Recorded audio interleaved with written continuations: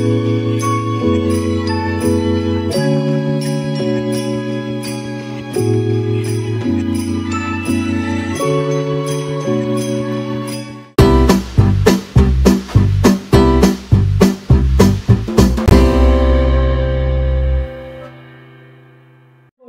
রান্নাঘরে তন্দ্রাদির ব্লগে সকলকে স্বাগত।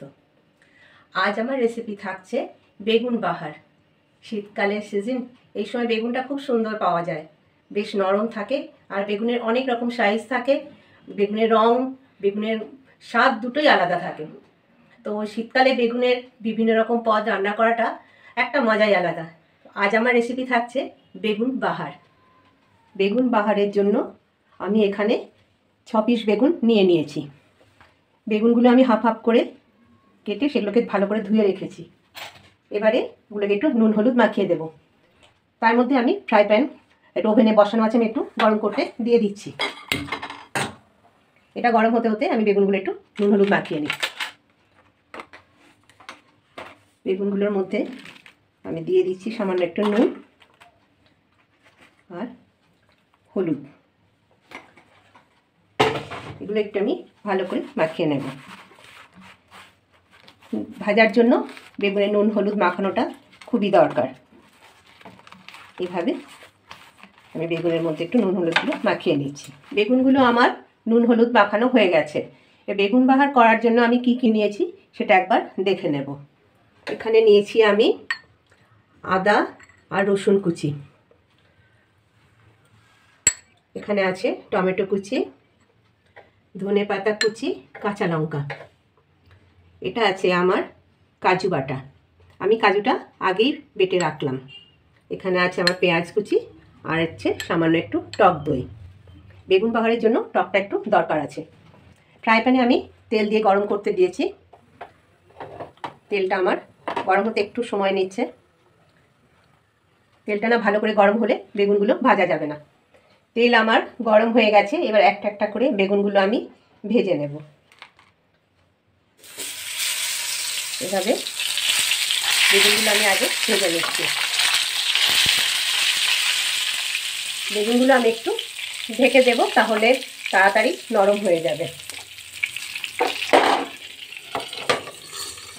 আমি যে 3টে বেগুন দিয়েছিলাম সেগুলো আমার ভাজা হয়ে গেছে। আমি এগুলো প্লেটে তুলে নিচ্ছি। এখন আমি সবগুলো ভেজে উঠতে পারিনি, আমি আবার যেগুলো বাকি আছে সেগুলো আবার আমি ভেজে নেব। আবার বাকিগুলো দিয়ে দিচ্ছি।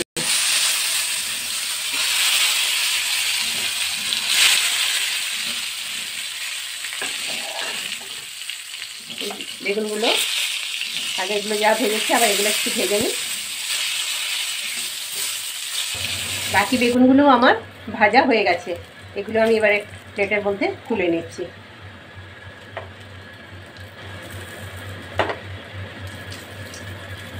এভাবে সব বেগুনগুলো আমি তুলে নিলাম। আমার যে তেলটা আছে তার মধ্যে বাকি আমি রান্নাটা করে নেব। তেলের মধ্যে দিয়ে দিচ্ছি হাফ চামচ মতন কালো জিরে আর 2টো শুকনো লঙ্কা। এবার এটার মধ্যে নেড়ে চেড়ে আমি একটু লঙ্কাটা ভেজে নিচ্ছি। এবার এটার মধ্যে আমি দিয়ে দেব কুচি করে রাখা পেঁয়াজ। পেঁয়াজগুলো আমি একটু ভেজে নেব। পেঁয়াজগুলো সামান্য একটু লাল হয়ে যায়, ততক্ষণ পর্যন্ত আমি একটু নেড়ে নেব। পেঁয়াজগুলো আমার লাল করে ভাজা হয়ে গেছে। কিছুটা পেঁয়াজ আমি তুলে রেখে দেবো, আমার একটু পরে কাজে লাগবে। কিছুটা ভাজা পেঁয়াজ আমি তুলে রেখে, এটা আমার পরে দরকার হবে। এবার এটার মধ্যে আমি দিয়ে দেব, পেঁয়াজগুলো তো আমার ভাজা হয়ে গেছে। এবার এটার মধ্যে আমি দিয়ে দিচ্ছি কুচি করে রাখা রসুন আর আদা। এবার এগুলোকে সব একসাথে খুব ভালো করে আমি একটু নেড়ে নেব। এটা আদা রসুনটা আমি কিছুক্ষণ নেড়ে নেওয়ার পরে দিয়ে দেব কুচি করে রাখা টমেটো।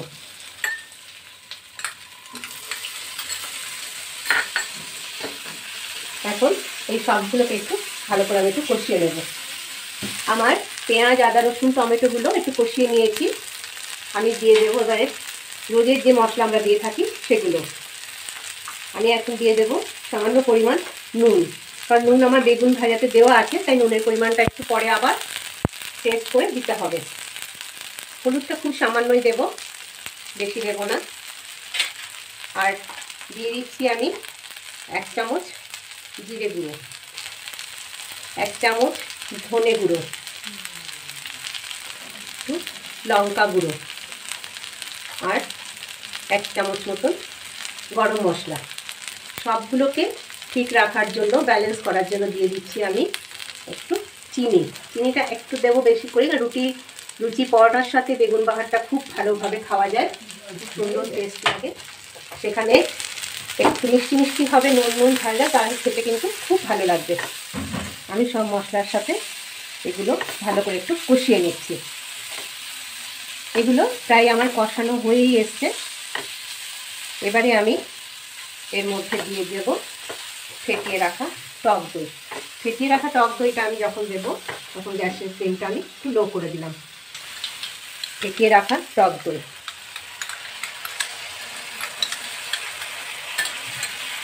ঠান্ডার দিন টক দইয়ের পরিমাণটা খুব বেশি দেবো না, কিন্তু একটু টক দইটা না দিলে এই তরকারি রেসিপিটা কিন্তু ভালো হবে না। গ্যাসের ফ্লেমটা আমি লো করে মশলার সাথে দইটা একটু ভালো করে আমি কষিয়ে নিলাম। এবারে এটা আমার কষতে কষতে একটু নরম হয়ে গেছে সবই। এবারে এর মধ্যে আমি দিয়ে দেব একটু পেস্ট করে রাখা কাজু, দিয়ে দিচ্ছি একটু কাজু বাটা আমি এর মধ্যে দিয়ে দিলাম। দিয়ে সমস্ত মশলা আমি ভালো করে নেড়ে নিচ্ছি। এইভাবে সমস্ত মশলা দিয়ে আমি নেড়ে নিচ্ছি, খুব সুন্দর একটা গন্ধ বেরিয়েছে। এবারে এটাতে আমি দিয়ে দেব 1 কাপ মতন জল। মশলাটাকে ভালো করে ফোটার জন্য দিয়ে দিচ্ছি আমি একটু জল।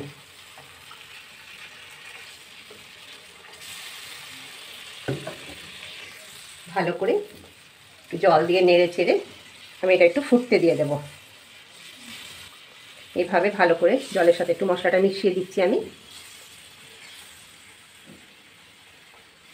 এভাবে মিশিয়ে দিয়ে আমি ফুটতে দিয়ে দেব। আমার মশলা, দই, গ্রেভি সব একদম খুব সুন্দরভাবে ফুটছে। এবার এটার মধ্যে আমি একটা একটা করে বেগুনগুলো বসিয়ে দেব। তার আগে আমি একটু এর মধ্যে ধনেপাতা কিছু দিয়ে দিচ্ছি,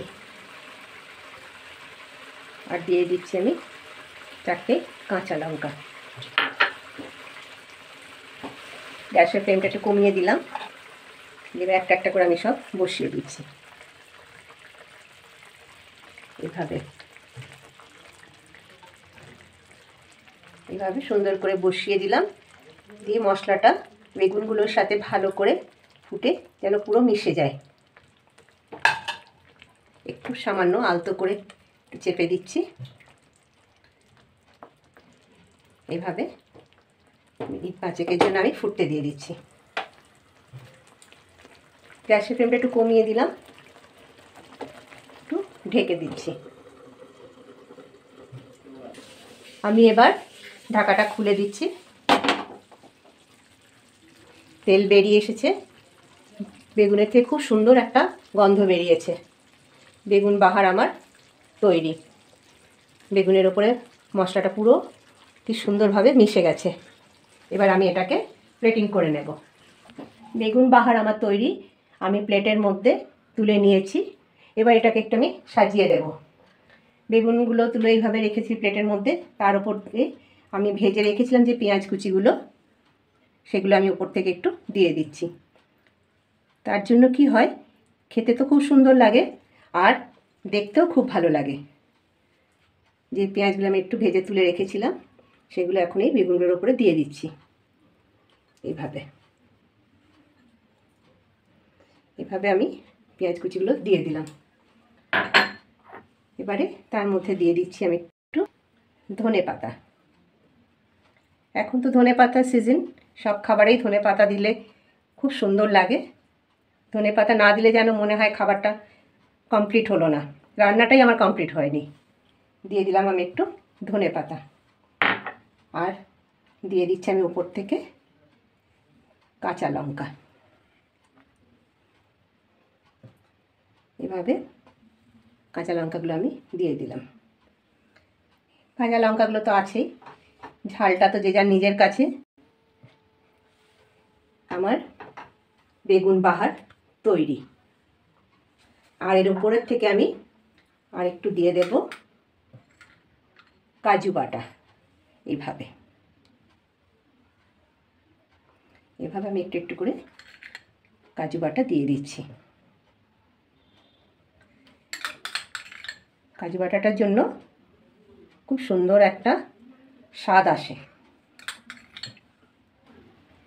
এভাবে দিয়ে দিলাম আমি একটু কাজু বাটা।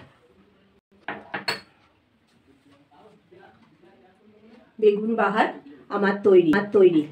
রেসিপিটা কেমন লাগলো আপনারা কমেন্টে জানাবেন। লাইক করবেন, শেয়ার করবেন, ফেসবুকে যারা দেখবেন ফলো করবেন, আর ইউটিউবে যারা দেখবেন তারা সাবস্ক্রাইব করবেন। এটা আপনাদের কাছে অনুরোধ রইল। সুস্থ থাকুন, ভালো থাকুন। আজকে তাহলে এই পর্যন্তই। ধন্যবাদ।